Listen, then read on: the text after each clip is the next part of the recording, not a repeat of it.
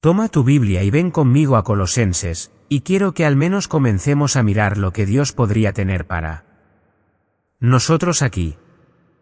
Al introducir un libro como este, es críticamente importante que tengamos algún entendimiento general y contexto. Esta noche, vamos a comenzar un estudio que probablemente nos llevará un par de meses a través de esta maravillosa carta que Pablo escribió a los cristianos en Colosas. Y creo que es justo para ti darte a entender por qué. Siento que deberíamos estudiar el libro, de qué trata generalmente el libro, y qué vamos a aprender de él. ¿Y quiero tratar de hacer eso esta noche? Al menos para mí, hay 6 razones importantes para estudiar Colosenses, 6 razones importantes.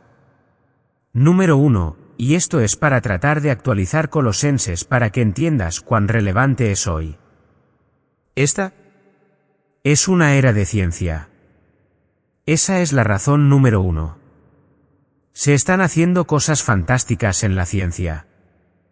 Miramos a nuestro alrededor y encontramos descubrimientos y logros en todo, desde la microbiología hasta la macrociencia, que sería el estudio del espacio y los estudios lunares y todo lo que eso implica. Hay cosas desde la medicina nuclear hasta la energía nuclear. Avances científicos fantásticos.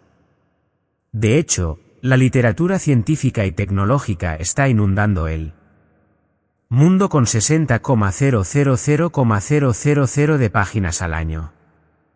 La información científica y técnica llega a un ritmo tan rápido que ningún ser humano podría dominar el mundo científico como este, donde el 95% de todos los científicos que han vivido en la historia están vivos hoy.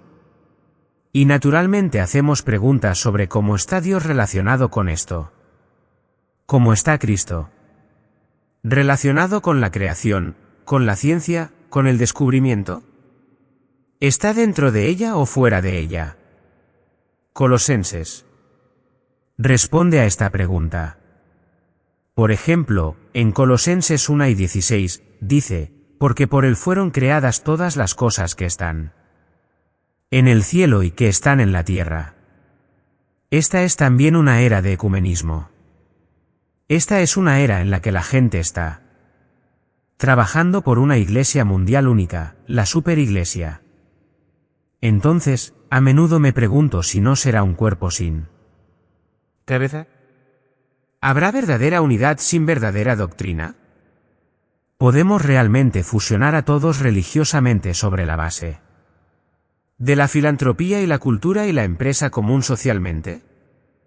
No solo se están haciendo esfuerzos para casar a aquellos que ya están estrechamente relacionados, el protestantismo y el catolicismo romano, en una unión eclesiástica última. Pero incluso grupos religiosos no cristianos han sido invitados a formar parte de esta amalgama. Rama, Vishnu, Zoroastro, Buda, Confucio, Moisés y Mahoma han sido agrupados todos juntos. Todos han hecho su contribución junto con Jesús y todos deberíamos reunirnos. ¿Es esta la iglesia que Dios pretende? ¿Quién es la cabeza de tal iglesia?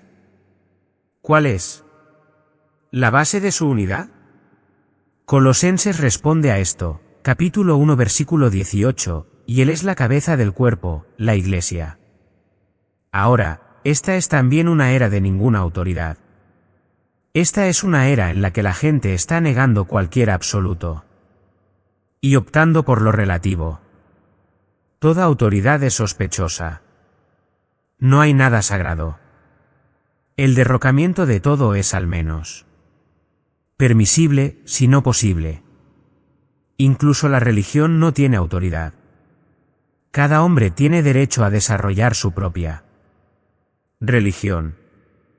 Tenemos en nuestro mundo la religión del hombre, la religión de la mente humana. Sin reglas, sin absolutos. Solo experiencia, ética fluctuante, fabricación de ídolos. Y Jesús es solo otro gurú como todos los demás. Su palabra no. Es absoluta. Su verdad no es vinculante. Él no es el único Dios verdadero. Ahora, en una era como esta sin un absoluto, alguien necesita realmente definir quién es Jesús. Colosenses lo hace, capítulo 1 versículo 15. Jesús, dice, es la imagen del Dios invisible, el preeminente de toda la creación. Capítulo 2 versículo 9 dice, en él habita toda la plenitud de la deidad corporalmente. Colosenses dice que hay algunos absolutos y Jesús es el primero. Cuarto, esta es una era de pragmatismo. Siento que esta es la era en que la gente quiere saber qué funciona. Si quieres vender meditación trascendental, si quieres comercializar yoga, si quieres que la gente se una a la reflexión, entonces solo diles que hará alguna diferencia en su vida. Solo diles que les ayudará a ser un mejor lo que sea. Esta es una era práctica y la gente básicamente está haciendo una pregunta, ¿funciona? No es tan importante si es cierto. Es importante si funciona. Y creo que en el cristianismo, la gente querría saber lo mismo. ¿Funciona Cristo? ¿Realmente cambia una vida? ¿Tendré paz? ¿Da alegría? ¿Realmente trae felicidad? ¿Da sentido a la vida, poder, esperanza, propósito? Colosenses responde a eso.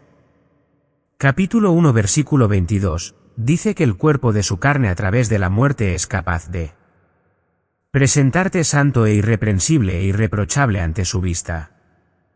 Él puede cambiarte. Él puede hacerte santo. Capítulo 2. Versículos 6 y 7 dice que eres capaz de andar en Él, de estar arraigado y edificado en Él, y eso es algo que mucha gente necesita, raíces. Puedes experimentar acción de gracias. Capítulo 2 versículo 10 dice, y tú estás completo en Él. Capítulo 3 versículo 3 dice, tú estás muerto y tu vida está escondida con Cristo en Dios. Hay algunos cambios dramáticos. Y el capítulo 3 versículo 12 hasta el capítulo 4 versículo 6 habla sobre el nuevo poder que tienes para una vida cambiada. El versículo 12 dice que ahora tenemos la capacidad de misericordia tierna, bondad, humildad de mente, mansedumbre, paciencia, soportar, perdonar, etcétera, etcétera, etcétera. Todas esas cosas que los hombres buscan son posibles. Así que Colosenses habla a esa era, la era del pragmatismo. Creo que, en quinto lugar, esta es una era de relaciones frustradas. La masa de personas en nuestro mundo está buscando relaciones significativas. Están buscando relaciones satisfactorias entre sí. Sin embargo, muchas personas están desesperadamente insatisfechas. Diría que la mayoría de las personas están desesperadamente insatisfechas. Muchas personas están solas.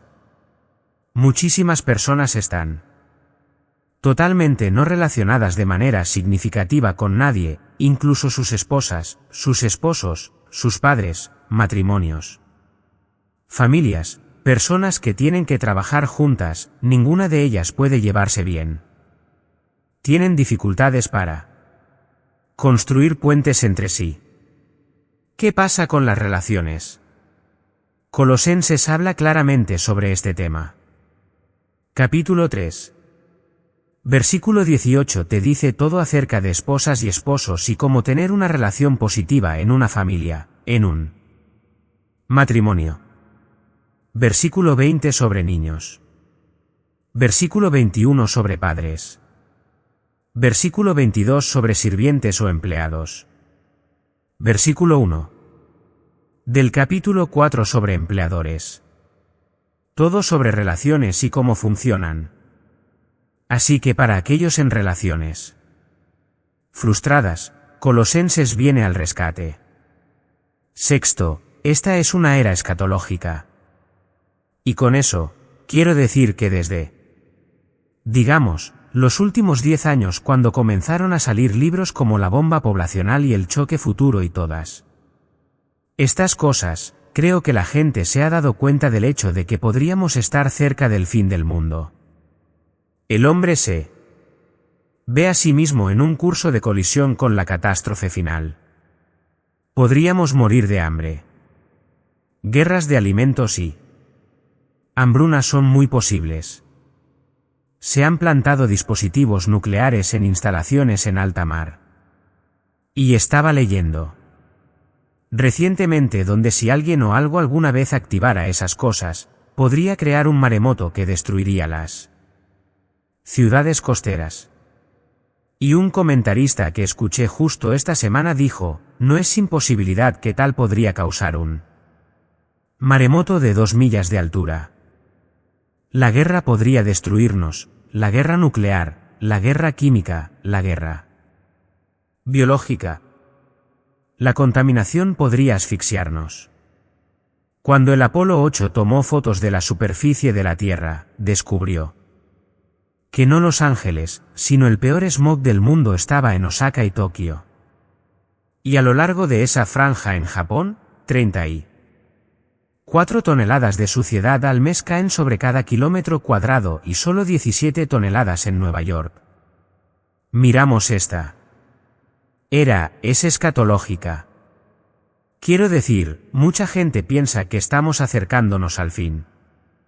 Colosenses responde a eso. Colosenses tiene algo que decir sobre el destino, algo que decir sobre el futuro. En el capítulo 1 versículo 12, dice, dando gracias a Dios que nos ha hecho aptos para ser partícipes de la herencia de los santos. Y en el versículo 13, habla de un reino venidero o un reino con un aspecto venidero. Oye, hay un factor de destino aquí. Hay algo en el futuro. Capítulo 3 versículo 4, cuando Cristo, que es nuestra vida, aparezca. Eso nos dice que algo va a suceder en el futuro. Cristo aparecerá, entonces nosotros apareceremos con Él en gloria. Vea esta era desde todos los ángulos y encontrará que Colosenses está al día. Es crítico para hoy. Presenta un Cristo eterno, intemporal, eterno como la solución al dilema de cada hombre. Que la era de la ciencia sepa que Él es el arquitecto, el creador y el sustentador del universo. Que la era del ecumenismo sepa que Él es el único verdadero jefe de la única verdadera iglesia, su propio cuerpo. Él es el Salvador todo suficiente, la fuente de su unidad vital. Que la era de ninguna autoridad sepa que Él es la única autoridad, la imagen del Dios invisible, el preeminente en el universo, la encarnación de la plenitud divina. La fuente de todo conocimiento y toda sabiduría. Que la era del pragmatismo sepa que Él puede cambiar una vida de manera milagrosa y total. Él solo puede dar amor y alegría y paz y perdón y todas las demás cosas buenas en una nueva capacidad para vivir la vida al máximo. Y que la era de relaciones frustradas sepa que Él es la fuente del verdadero amor y entendimiento. Él construye familias y matrimonios y amistades. Y que la era escatológica sepa que Él es el fin, la esperanza, el clímax, el rey venidero, aquel en el que toda la historia se resuelve. Y cuando lo sepan, conocerán el mensaje de Colosenses. Comencemos mirando los 2 primeros versículos. Y esto es solo la introducción. Versículo 1. Pablo, un apóstol de Jesucristo por la voluntad de Dios, y Timoteo nuestro hermano, a los santos y fieles hermanos en Cristo que están en Colosas, gracia sea con vosotros y paz de Dios nuestro Padre y del Señor Jesucristo. Notarás en la mayoría de los manuscritos que la última frase y el Señor Jesucristo no aparece. Ciertamente, es cierto. Es solo que algunos manuscritos lo incluyen y otros no. Ahora, cuando Pablo introduce el libro, voy a usar esto como un trampolín para darles una visión general. Cuando Pablo introduce el libro, da los 4 elementos normales de una introducción. Esto es muy típico. 4 elementos normales. Número 1 es el escritor. Y cuando escribimos una carta, ponemos nuestra firma al final y siempre tienes que buscar para ver quién te escribió la carta. Pablo comienza con su nombre. Esto era típico. Pablo. Y, ya sabes, no puedo evitar leer el nombre y no ser atrapado. Algo sobre ese nombre simplemente me atrapa. Me enciende la imaginación. Él se eleva sobre mí como ningún otro ser humano aparte de nuestro Señor. Su personalidad es una cosa devastadora. Es una combinación de una mente absolutamente brillante, una voluntad absolutamente indomable, y aún así un corazón tierno. Un hombre único que era judío por su ascendencia, y sin embargo, era ciudadano romano por nacimiento y poseía una cultura combinada de griego y judío ganada de ser criado en la cultura griega en Tarso y la formación por maestros judíos como Gamaliel. Incluso llegó a ser un fariseo. Era un hombre con una visión mundial, al menos en el mundo con el que estaba familiarizado. Fue lanzado al ministerio y se convirtió en gran parte en la causa determinante del curso futuro de la historia. Tal hombre es tan asombroso que si tuviéramos una carta de ese hombre, tendríamos un tesoro increíble, y tenemos 13 de ellas. ¡Qué ricos somos! Así que se presenta. Y eso sería suficiente para nosotros y probablemente suficiente para la gente en Colosas, realmente, algunos de ellos de todos modos, que ciertamente sabían de él. Pero él agrega esto, siempre agrega esto, un apóstol de Jesucristo. Y la razón por la que agrega eso es porque establece su autoridad. Él no está a punto de escribir una carta que dé su opinión. Él no es simplemente un mensajero. Él es alguien investido con la autoridad y dotado con el poder del remitente.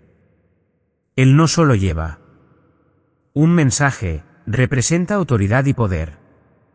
Y, ya sabes, él afirma esa autoridad apostólica cuando escribe a iglesias donde sentía que era necesario.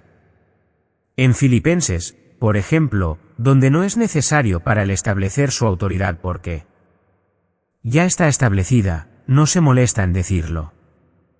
En Primera y Segunda Tesalonicenses, donde no es necesario establecer su autoridad, él no se molesta en decirlo allí tampoco.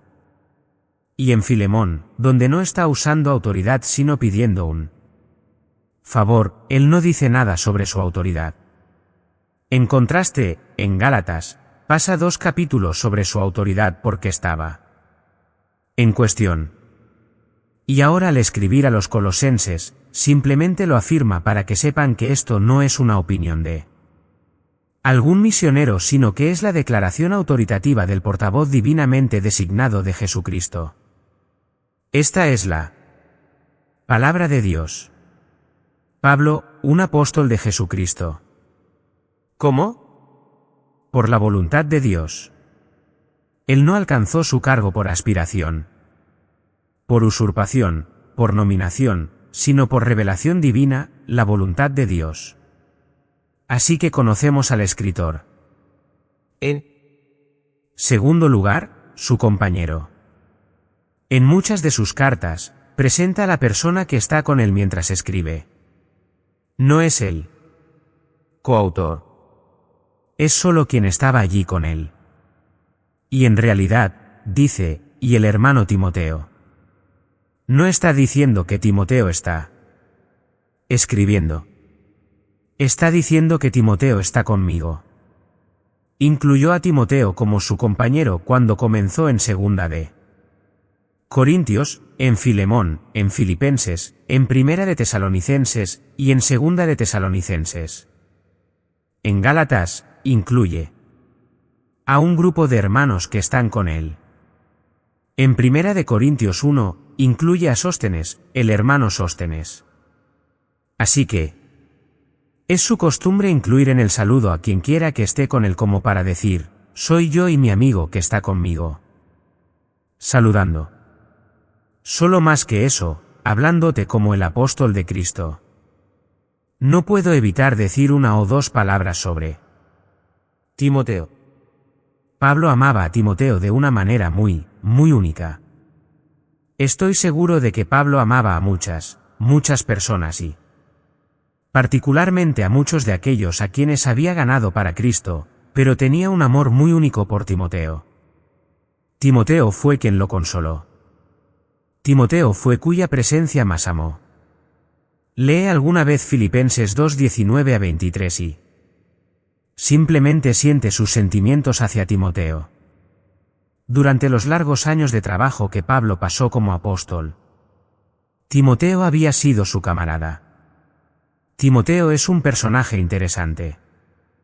Era muy delicado, frecuentemente enfermo, tímido, vacilante, siempre necesitando aliento, y lloraba mucho. Ese era Timoteo. Sin embargo, nadie en todo el ministerio de Pablo es visto en tal relación con Pablo como Timoteo. En nadie Pablo puso tanta confianza y en ningún otro prodigó tanto amor. Él era verdaderamente el hijo de Pablo en la fe. Así que dice que Timoteo está conmigo. Y eso es bueno para Pablo. Eso es bueno porque mientras escribe, está en prisión. Y tener a Timoteo es una bendición. Tercero, los lectores. El escritor, su compañero y los lectores. Versículo 2, a los santos y fieles hermanos en Cristo que están en Colosas. Y notarás cómo esto se estrecha. A los santos, eso es un término amplio. Y de los santos, a los santos fieles, y de los santos fieles a los que están en Colosas. Él estrecha su carta justo hasta el objetivo, a los santos. ¿Sabes qué es un santo? Dices, oh, sí. Son esos a los que tienen estatuas. No. La palabra santo solo para darte esto es quizás, viniendo desde un ángulo un poco diferente. Sé que estás familiarizado con ella, pero no quiero decir lo que ya sabes. ¿Quiere decir lo que quizás no has pensado? La palabra santo en el griego original, escucha esto ahora, no tiene ningún significado ético o moral en absoluto. No tiene carácter justo en su terminología. No tiene significado moral. No tiene significado ético. Simplemente significa apartado, un separado. Hablamos de una iglesia como un lugar santo.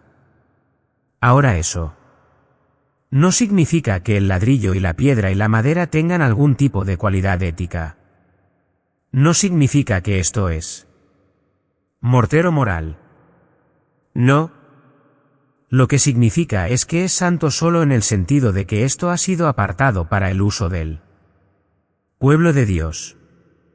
Hablamos tan a menudo de la Biblia y decimos el libro santo. El papel no es éticamente diferente de cualquier otro papel. Y la tinta no tiene ninguna calidad moral en absoluto.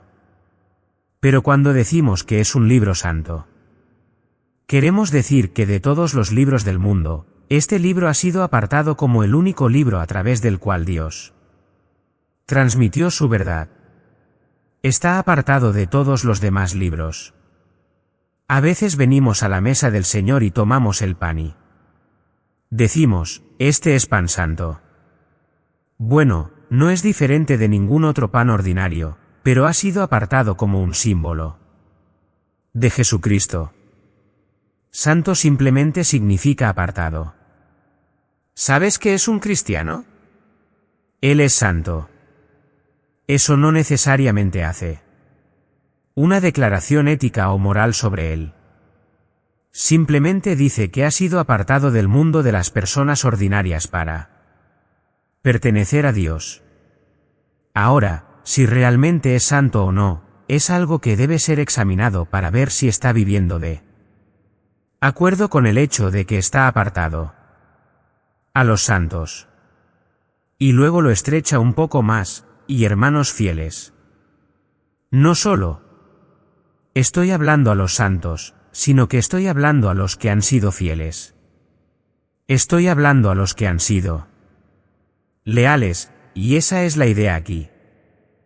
Es como si se tradujera de esta manera, y esto se puede hacer porque chi puede traducirse de esta manera, a los santos, incluso los hermanos fieles. No son los santos aquí y los hermanos fieles allá como si hubiera un significado adverso. Son los santos incluso los hermanos fieles. Ahora, ¿cuáles, Pablo? Los que están en Colosas que están en Colosas. Bueno, hablemos de Colosas. Tenemos que entender un poco de fondo sobre ella. No sabemos cuándo fue fundada. Pero ya existía en los días de Jerjes, que fue el rey de Persia de abril a abril. Así que unos 500 años antes de que Cristo naciera, Jerjes, quien incidentalmente es el mismo que Asuero, el rey durante el tiempo de Esther. En ese momento, Colosas ya existía. Todavía estaba allí en los días de Pablo. Así que era una ciudad antigua. Estaba ubicada a unas 100 millas de Éfeso. Ahora, si quieres una área general en tu mente, está en lo que hoy se conocería como Turquía. Y lo que en los días de Pablo se conocía como Asia Menor, justo al otro lado de Macedonia. Estaba ubicada, como dije, a unas 100 millas de Éfeso, y el río Lico se unía a otro río llamado Meandro. Para aquellos que son aficionados a la historia o geográficamente curiosos, los ríos Lico y Meandro, justo en ese pequeño valle, crecieron 3 ciudades importantes. Una se llamaba Hierápolis, la otra se llamaba Laodicea, y la tercera se llamaba Colosas. Ese pequeño trío de ciudades ocupaba esa pequeña área. Estaba en el área de Frigia en la provincia romana de Asia Menor. Ahora, el área era conocida por 2 cosas y podemos relacionarnos con la primera: terremotos. Los terremotos destruyeron la Odisea muchas veces. La segunda cosa por la que era conocida era por los depósitos de tiza que dejaba el río Lico, y algunos historiadores han dicho que dejaban configuraciones asombrosas por toda el área donde el agua se derramaba y subía en época de inundaciones y dejaba esta tiza y todo tipo de formaciones extrañas que parecían monumentos resultaban. Ahora, en la tierra donde no había tiza, la tierra era súper fértil y cultivaban pasto allí. Tenían excelentes tierras de pasto para ovejas y se convirtió en el centro de lana del mundo antiguo. También usaban la tiza para hacer tintes. Criaban las ovejas, obtenían la lana y luego teñían la lana justo allí. Curiosamente, para abril, 400 años después de Cristo, Colosas ya no existía, totalmente fuera de existencia. Y hoy, no estoy seguro de que haya un pequeño debate sobre esto, pero no estoy seguro de que hoy alguien pueda encontrar concluyentemente incluso las ruinas. Podemos encontrar las ruinas de la Odisea y Hierápolis, pero no de Colosas. Aparentemente, era una ciudad gentil, pero hay estimaciones de que en esas 3 ciudades podría haber hasta 50,000 judíos. Y la razón por la que estiman eso es que encontraron algunos documentos sobre un impuesto que la comunidad judía allí estaba enviando de vuelta a Jerusalén. Y por la cantidad del impuesto, pueden deducir cuántos judíos habría habido para dar esa cantidad. Y estiman unos 50,000 judíos. Así que habría una gran población gentil y una población judía. Bastante grande. Así que estaban los santos en Colosas. No una ciudad famosa, una muy insignificante. Y en los días de Pablo, era un lugar sin importancia. Estaba en camino a su extinción. ¿Cómo comenzó la iglesia allí? Bueno, déjenme darles una rápida mirada a eso. En el tercer viaje misionero de Pablo, fue a Éfeso. Éfeso era un gran centro de Asia Menor. Y Pablo fue allí en su tercer viaje y se quedó allí durante 3 años. ¿Recuerdas? Durante los 3 años que estuvo en Éfeso, nunca visitó Colosas, que sepamos. Pero la gente comenzó a venir a él desde todo Asia Menor. Y sabes que durante esos 3 años, la iglesia en Éfeso fue fundada y todas las 7 iglesias de Apocalipsis 2 y 3 fueron ¿fundadas? Tienes Éfeso, Laodicea, Esmirna, Filadelfia, Pérgamo, todas esas, Tiatira. Todas esas iglesias fueron fundadas. Durante ese tiempo y también lo fue la iglesia en Colosas y también lo fue la iglesia en Hierápolis. Todas fueron brotes del ministerio de Pablo en su tercer viaje misionero mientras ministraba allí. En Hechos capítulo 19 versículo 10, dice: y esto es parte de su ministerio allí en Éfeso, y continuó por el espacio de 2 años, esta fue la primera parte de ello, de modo que todos los que habitaban en Asia, eso es Asia Menor, una provincia, todos los que habitaban en Asia Menor oyeron la palabra del Señor Jesús, tanto judíos como griegos. Versículo 26. Cuando querían echarlo, dijeron: además, ves y oyes que no solo en Éfeso, sino casi en todo Asia Menor, este Pablo ha persuadido y apartado a muchas personas diciendo que no son dioses los que se hacen con manos. Así que es el comentario de Lucas en el versículo 10 y es el comentario de sus perseguidores en el versículo 26 que su evangelio había llenado todo Asia Menor. Desde el punto de ventaja de Éfeso, la gente venía, escuchaba el evangelio y regresaba. Desde Colosas vino un grupo de personas: Epafras, Filemón, Apia, Arquipo. Desde Laodicea vino Ninfas. Todos ellos recibieron a Cristo bajo el ministerio de Pablo. Todos ellos regresaron para ser usados por Dios para comenzar iglesias. La persona más influyente en el comienzo de esas 3 iglesias en esas ciudades fue Epafras. Si miras el capítulo 4 de Colosenses en el versículo 12, lo encontrarás. Epafras, quien es uno de ustedes, vean, él es un colosense, quien es uno de ustedes, un siervo de Cristo. Lo saluda. Epafras había venido a visitar a Pablo desde Colosas. Así que dice que envía su saludo. Siempre está trabajando fervientemente por ustedes en oraciones para que puedan estar perfectos y completos en toda la voluntad de Dios. ¡Qué querido tipo! Porque doy testimonio de que tiene un gran celo por ustedes. Ahora mira. Y por los que están en Laodicea y los que están en Hierápolis. Aparentemente, Epafras había sido usado para fundar todas 3 iglesias.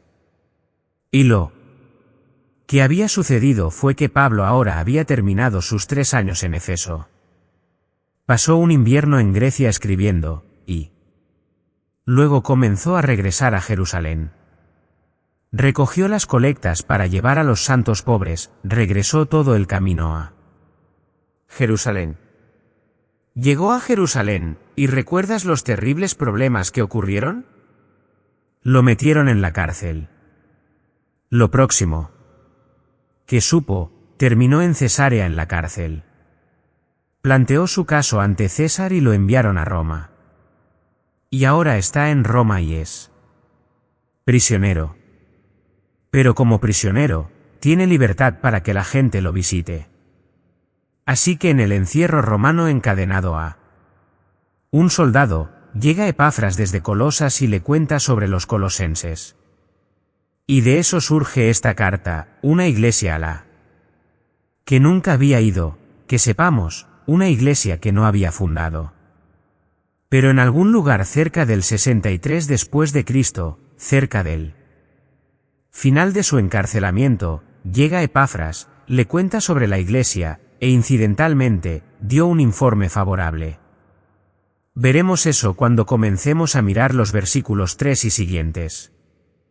Pablo dice, damos gracias a Dios por ustedes. Quiero decir, fue un buen informe, pero también había un peligro allí. Y eso es realmente porque vino Epafras. Estaba preocupado y veremos de que estaba preocupado en un momento. Ahora eso nos lleva, mirando hacia atrás en los versículos 1 y 2, a la cuarta característica de esta introducción, el saludo. Hemos visto al escritor, y su compañero y los lectores en el saludo, gracia a ustedes y paz de Dios nuestro Padre. Ese era el saludo común. Gracia es el favor espontáneo e inmerecido de Dios en acción. Es la bondad amorosa, soberana y libremente otorgada de Dios en operación y el resultado de ello es paz. Cuando Dios opera su gracia soberana sobre ti, el resultado es que recibes paz. Así que Pablo simplemente lo saluda. Así comenzó. Comenzó su carta como resultado de la llegada de Epafras. Pero, ¿qué tenía en mente? ¿Qué le dijo Epafras que lo hizo escribir esto? Quiero decir, él no se sentó solo a divagar. Estaba hablando de algo. ¿Qué era? Eso nos lleva al quinto punto en nuestro pequeño esquema, y eso es la herejía. Hemos visto al escritor, al compañero, a los lectores, al saludo. 5 es la herejía. Y dices, ¿dónde está eso en los primeros 2 versículos? No está ahí. Pero no puedes entender el libro a menos que entiendas esto, y esto es realmente fascinante. Y debes entenderlo. Aquí hay una congregación de gentiles, y probablemente tienen un poco de creyentes judíos, quizás, solo un poquito, y tienen un problema. Hay una herejía que está comenzando a infiltrarse en la congregación. Y Epafras, su pastor, está realmente preocupado. Hace un viaje de 1000 a 1,300 millas dependiendo de qué camino tomó para ir a Roma y ver a Pablo, y le derrama su corazón a Pablo. Él dice, en efecto, la gente es súper, Pablo, pero hay un peligro inminente. Hay un peligro. Y Pablo les escribe y dice, oigan, ustedes son gente súper, pero déjenme advertirles sobre algo. Más adelante, lo oirán decir, no dejen que nadie los engañe. No era que ya habían sido engañados, era que estaban en peligro de ser engañados. Esto es prevención. Dices, bueno, ¿cuál es la herejía? Bueno, era una herejía doble. Primero, venía del paganismo. Esas personas vivían al borde del paganismo todo el tiempo. Sabes, en esa región, los historiadores nos dicen que las deidades como Sabeel, Men, Isis, Serapis, Helios, Selene, Demeter y Artemisa dominaban la adoración de la gente. Quiero decir, había dioses, ya sabes, Adenausam, muchos de ellos. Y el mal básico que enfrentaba esa iglesia era una recaída en el paganismo. En su mayoría, eran cristianos nuevos. Y la atracción de la oscuridad y la sensualidad de la vieja vida era fuerte. ¿Alguna vez has notado eso en tu vida? Lo noté con los cristianos nuevos. Lo noté conmigo mismo. A veces lo llamo, como creo que Hendriksen usa el término, William. Hendriksen, el cable del pasado. La vida es como un cable. El hábito hace cables. Una persona teje un hilo todos los días hasta que se convierte en un cable irrompible, y luego no puedes cortarlo. Y el cable del pasado tiende a tirar. Estaba el ambiente del presente en el que vivían. Era difícil remar contra la corriente. Y luego tenían su propia corriente de pasión tirando de ellos. Y así Pablo les está diciendo, no vuelvan atrás. No vuelvan atrás. En el capítulo 1, por ejemplo, el versículo 23 dice, si continúan en la fe fundamentados y firmes y no se mueven. No quiero que vuelvan atrás. Sigan ahí. Aguanten él. Capítulo 3 versículo 2, pongan la mira en las cosas de arriba, no en las cosas de la tierra. No vuelvan atrás de esa manera. Así que Pablo ve el mundo y la carne tirando de ellos. Pero había otra cosa. Eso era Satanás. El mundo y la carne tira y también lo hace Satanás. Y mientras el vicio, el mundo y la carne tira del cuerpo, Satanás tira de la mente. Satanás está disfrazado como un ángel de luz.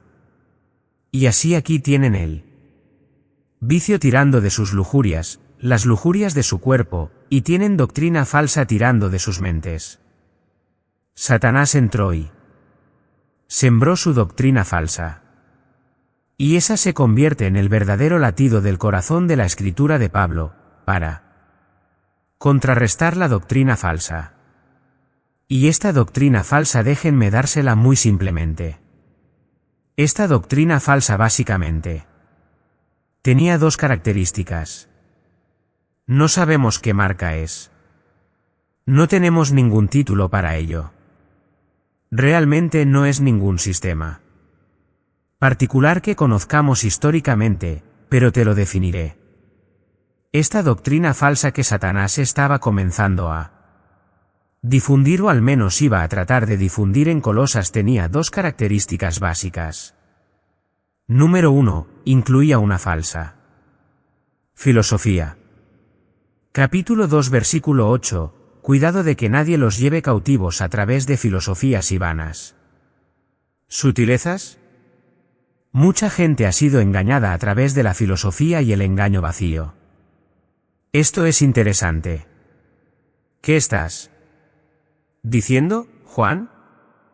Escucha esto. Esto es lo que decían. A los griegos les encantaba el conocimiento. O, ¿cómo les encantaba? Literalmente se regodeaban en lo que sabían.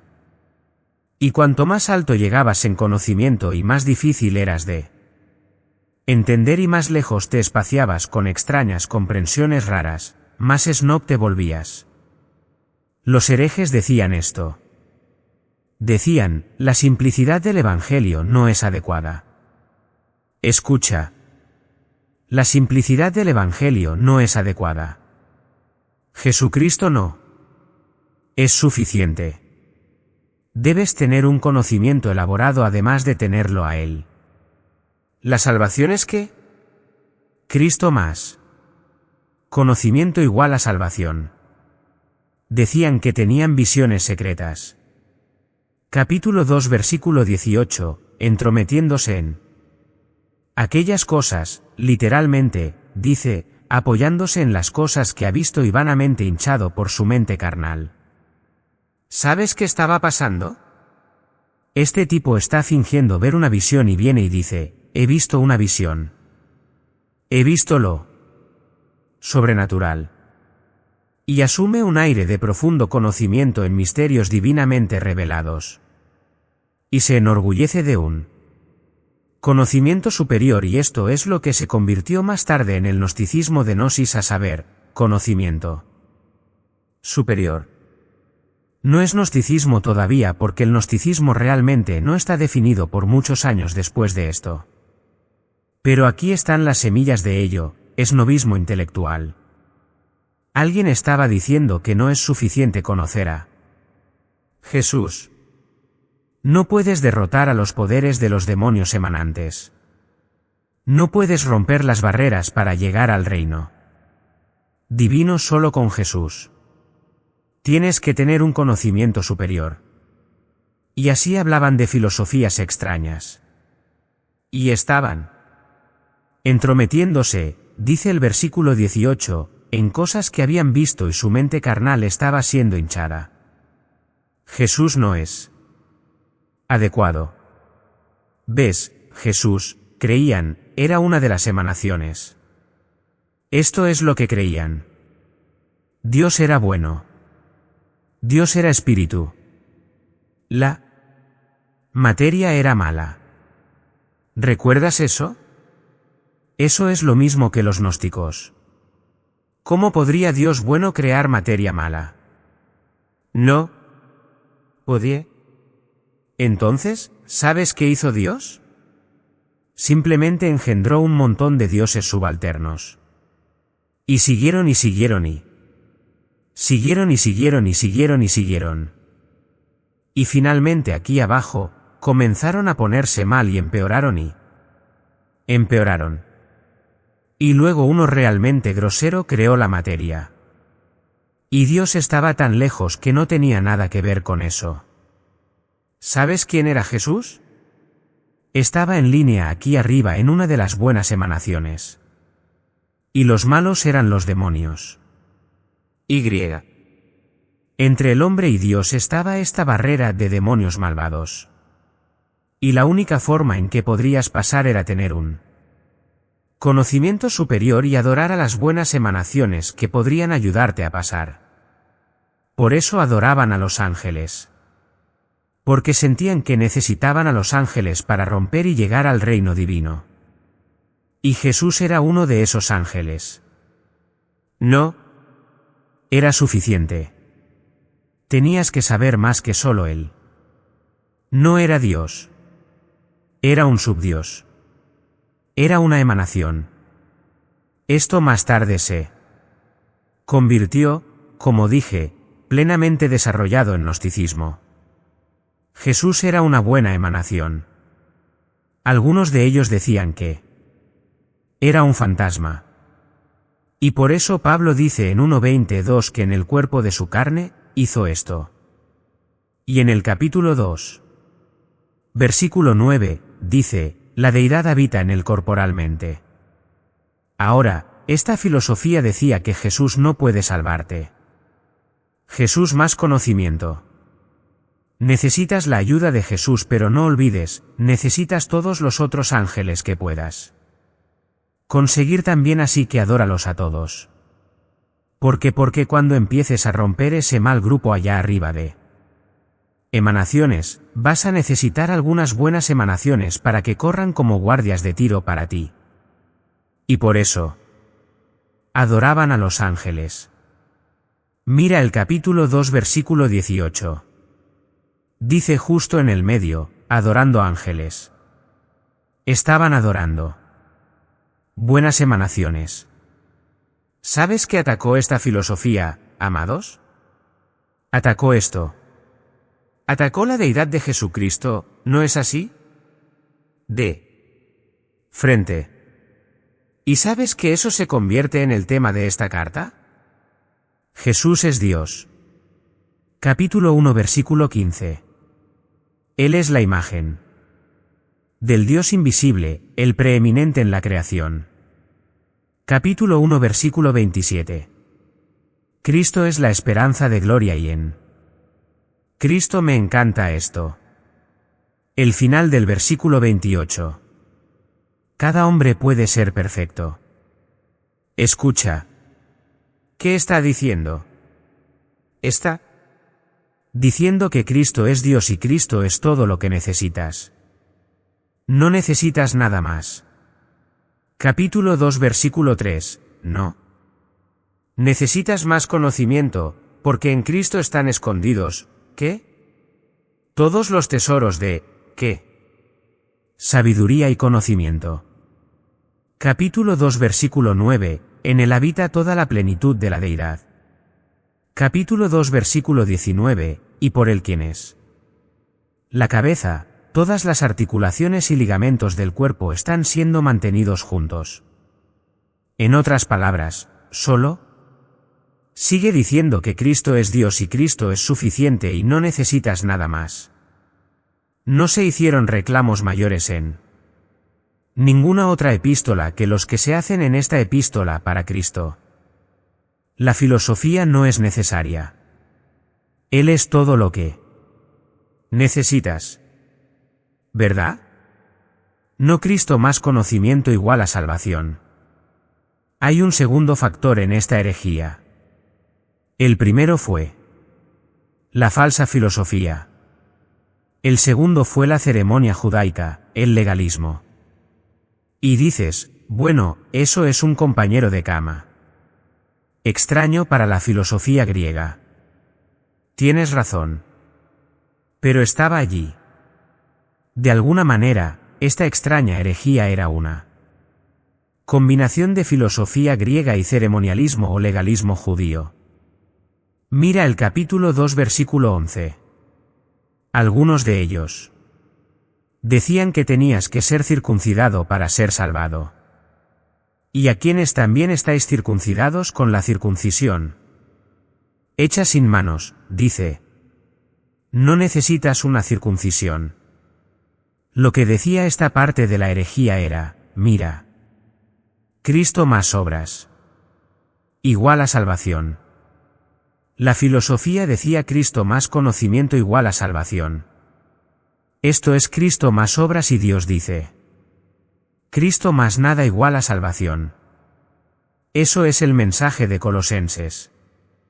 El capítulo 3 nos dice un poco más acerca de él. Capítulo 3. Dice, no hay ni griego ni judío, circuncisión ni incircuncisión. No entres en eso. Eso no es un problema. No hay necesidad de preocuparse por eso. Y así estaban preocupados por cosas de las que no había razón para preocuparse. Ninguna en absoluto. Incluso llegó tan lejos como, por ejemplo, en el capítulo 2 versículo 20, si estáis muertos con Cristo respecto a los rudimentos del mundo, ¿por qué como si vivierais en el mundo os sujetáis a ordenanzas? No toques. No gustes, no manejes.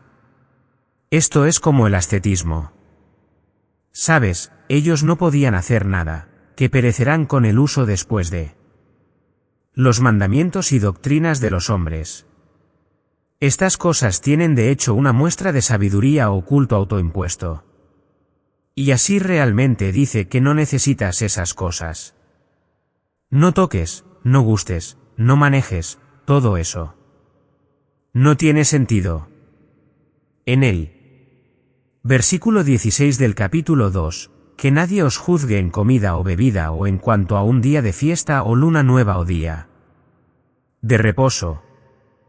Escucha. Esas son sombra de cosas venideras, pero el cuerpo es de Cristo. Me encanta eso. ¿Sabes qué dice? ¿Para qué necesitas la sombra cuando el que lanzó la sombra está aquí? ¿Ver? Olvida la sombra. El que lanzó la sombra está aquí. El cuerpo está aquí. No necesitas la sombra. Así que aquí estaban envueltos en filosofía griega y ceremonialismo judío, estos falsos maestros, y apenas comenzaban a atacar la iglesia en Colosas. Dices, qué mezcla tan extraña. ¿De dónde vino? No lo sabemos. Ni siquiera sabemos quiénes eran estas personas. Pero hay un precedente para esto. Había un grupo de personas en Israel llamado los esenios. ¿Alguna vez has oído hablar de ellos? Los tres grupos principales entre los judíos, los tres sectores religiosos principales en el judaísmo, fariseos, saduceos y esenios. Los esenios eran ascetas. Y con eso, quiero decir, que estaban muy lejos De hecho, creían que no deberías tener nada, que deberías estar totalmente privado de todo. Quiero decir, estaban realmente muy lejos. Eran gnósticos. Eso es interesante. Creían que el cuerpo era corruptible, que la materia era corruptible y que el espíritu era bueno imperecedero. Así que tenían esa misma cepa filosófica. Vieron el alma en la prisión del cuerpo, que era un concepto griego. Era su concepto. Y la razón por la que los griegos lo tenían y ellos lo tenían era el mismo diablo, el mismo diablo, ya sea que esté trabajando con los griegos o con cualquier otro. Eran súper estrictos legalistas. Iban mucho más allá de los fariseos. Eran célibes. Y adoptaban niños para propagar su teología. Algunos de ellos se casaron, pero si se casaban, le daban a su esposa un periodo de prueba de 3 años. No sé con qué criterios decidían si debían continuar después de eso o no. Odiaban las riquezas. ¿Sabes qué dice Josefo sobre ellos? Josefo dice que adoraban ángeles. ¿No es eso interesante? Es asombroso, pero todas las cosas que este extraño grupo de personas hizo afectando a la iglesia en Colosas también son características de estas personas. Los esenios. Los esenios eran vegetarianos, súper legalistas. Bien podría ser que el grupo influyente detrás de la imagen en Colosas fuera este grupo de esenios, pero sea lo que sea. Estaban diciendo Cristo más reglas y leyes igual a salvación. Cristo más conocimiento igual a salvación. Pablo quiere decir en Colosenses, Cristo más, que, nada igual a salvación. Dices, bueno, ¿cómo podría algo conseguir un acuerdo tan confuso con filosofía y legalismo y adoración de ángeles y ascetismo y todo esto mezclado? Es porque Satanás propaga toda esta religión falsa. Pero, ya sabes, hay gente así de confundida. Recibí una carta que solo quería compartir con ustedes. Llegó a nuestro ministerio de cintas desde un lugar realmente extraño, la comunidad espiritual y retiro de Anandaji. Solo para mostrarte una ilustración de cuán confusas pueden llegar a ser las cosas. Esta es la carta. En la magnífica creación que nos ha otorgado, nuestra comunidad es tranquila y apacible. Se hizo el pago del terreno. Ha habido muy poco martilleo, aserrado y zumbido en la comunidad ya que nuestro monje principal, Ben, y su amada esposa, Mona, han estado de vacaciones durante varias semanas. Ben es el fundador de Anandaji. Su devoción fluye a través del Karma Yoga. Él es un carpintero, electricista, plomero, colocador de paneles de yeso, pintor, aislante, fabricante de gabinetes, constructor de iglesias y templos, y un fabricante de altares. Quiero decir, construir una iglesia es una cosa. Construir una iglesia y un templo es algo. Construir una iglesia, templos y altares, eso es una mezcla. Además, dice, recientemente celebramos un baile con Banana Boogie y la Cideis donando la música. Hubo diversión, juerga, comida y ruido. El Señor también proporcionó un par de niños que revoloteaban haciendo cruces en las frentes con ungüento de tigre. Algunos niños desprevenidos se sorprendieron al tener repentinamente una cruz quemada en su frente. Hubo una reunión Bahí en el albergue. Bahí es la cosa que cree que puedes llegar a Dios de cualquier manera que quieras y hay 9 puertas. La luz de las llamas y los refrigerios prepararon el escenario, los muffins y la gelatina. Bueno, no. Necesitamos leer eso. Luego, aquí, dice esto, nos hemos unido a la biblioteca de cintas de la palabra de gracia. Damos la bienvenida a cualquiera que quiera venir y escuchar algunas hermosas cintas sobre la Biblia, Cristo y la vida cristiana. El reverendo John MacArthur es el orador.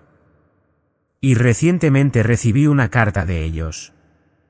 Me han pedido que vaya allí y realice un retiro. Ahora hablas de gente confundida, eso no es nada nuevo. Quiero decir, eso es confusión.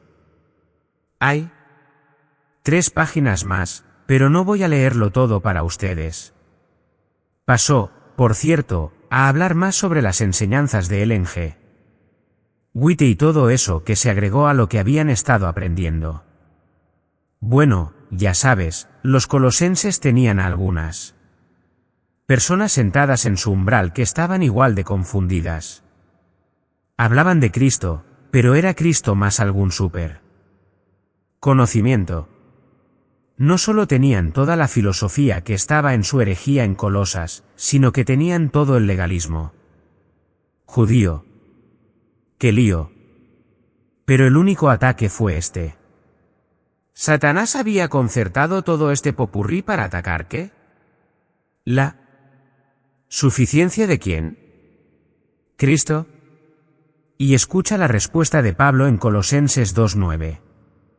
Porque en él habita toda la plenitud de la deidad corporalmente, escúchame, ¿y tú eres qué? Completo en él. ¿No es eso hermoso? Ahí está la respuesta. ¿Quieres conocer a Dios?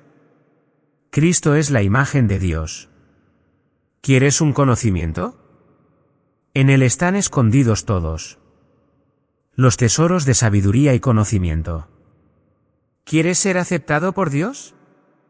Adora a Cristo, no a ángeles o intercesores celestiales. ¿Quieres cumplir la voluntad de Dios? No juegues con la sombra. La sustancia es Cristo. ¿Quieres santidad? No viene de abusar de tu cuerpo. Viene de poner tus afectos en él. John Wesley dijo, tú, oh Cristo, eres todo lo que quiero, más que todo en ti encuentro. Eso es correcto. Cristo es Colosenses 3:11, hermoso, final del versículo. Cristo es todo y en todo. ¿No es eso? Cristo es todo y en todo. Pablo tiene una cosa en mente en Colosenses. ¿Cristo? Suficiente. Se cuenta la historia del célebre escultor alemán, J.H. Bondonnecker. Napoleón vino a Bondonnecker y le dijo, quiero que hagas una estatua de Venus para el Louvre en París. Gran galería allí. Pero Bondonnecker dijo que no. Luego se le ofreció una enorme suma de dinero por parte de Napoleón. Aún así, se negó. El emperador exigió enojado la razón. Y esta es la respuesta de Bondonnecker. Señor, he hecho una estatua de Jesucristo y nunca puedo bajar mi cincel para tallar un tema inferior. Me gusta eso. Luego procedió a contar una historia. Bondonnecker lo hizo. Dijo, la primera vez que moldeé a Cristo, después de 2 años de trabajo, descubrí la estatua terminada en presencia de mi pequeña niña. Y le pregunté, ¿quién es ese? Ella aplaudió en admiración y gritó, ciertamente es un gran hombre. Y. Destrocé la estatua y volví al trabajo. Orando tanto como trabajaba. Cuando invité a la niña nuevamente más tarde a entrar a mi estudio, se acercó a la figura como si estuviera viva y dijo con asombro, oh, lo conozco. Él es el que dijo, dejen que los niños vengan a mí y no se lo impidan. Ahora ese es el mensaje de Colosenses. Esta es la obra maestra de Cristo de Pablo. Oremos. Solo queremos decir, Padre, como si hubiéramos sido elevados a los lugares celestiales. Solo Quiero decir gracias porque Jesucristo es todo y en todo y no se necesita nada más. Oh, qué alegría es saber eso. No. Cristo más conocimiento, no alguna experiencia visionaria sobrenatural estática, no alguna filosofía. Pero estamos completos en Él. No algún ceremonia, algún ritual, algunas reglas, algunas obras, pero estamos completos en Él. Mientras tienes tus cabezas inclinadas y tus ojos cerrados en solo un tiempo de cierre esta noche, si en tu corazón mientras lo examinas, tienes que reconocer que nunca has reconocido a Cristo como todo en todo, absolutamente supremo, incomparable, sin igual y todo suficiente. Si no has hecho eso, entonces tienes una vida que es un agravio a Dios porque la Biblia dice que en el nombre de Jesús, toda rodilla debería inclinarse y confesar que Él es Señor para la gloria de Dios. Y tal vez esta noche, has escuchado lo que he dicho hablando sobre Jesucristo y tal vez solo has sentido lo que Pablo está tratando de transmitir en esta carta. Y te estás diciendo a ti mismo, si Cristo es todo, si Cristo es la respuesta a todos los dilemas de esta era y de mi vida y mi destino, entonces eso es lo que necesito. Necesito a Cristo. Necesito a alguien que pueda responder a las preguntas de la historia. Necesito a alguien que pueda unir las piezas de una vida. Rod. Necesito a alguien que pueda cambiarme. Alguien que pueda poner mi vida en orden y hacerme capaz de tener relaciones significativas. Quiero decir, necesito a alguien que pueda darme destino. Y estás dispuesto a caer en la suficiencia absoluta y total de Cristo más nada, entonces Él te tomará y transformará absolutamente tu vida por Él. Tiempo y la eternidad. Dices, bueno, Juan, ¿qué hago si lo quiero? Es lo suficientemente simple como para decir en tu corazón en silencio y tranquilamente entre tú y Dios. Dios, tú conoces mi corazón, sabes que quiero a Cristo. Confieso mi pecado, lo recibo como Salvador. ¿Puedes orar esa oración ahora mismo? Quiero a Jesucristo, confieso mi pecado y lo recibo como Salvador todo suficiente. En ese acto de fe y simple creencia, Cristo invadirá tu vida y la transformará. Llegarás a saber lo que todos nosotros sabemos, Él es de hecho todo y en todo. Padre nuestro, oramos esta noche para que podamos ver el milagro de la salvación en la vida de algunos en medio nuestro. Y que todos nosotros tengamos una nueva experiencia de adoración y amor y adoración por el Cristo que nos ha redimido, los que lo conocen. Amén.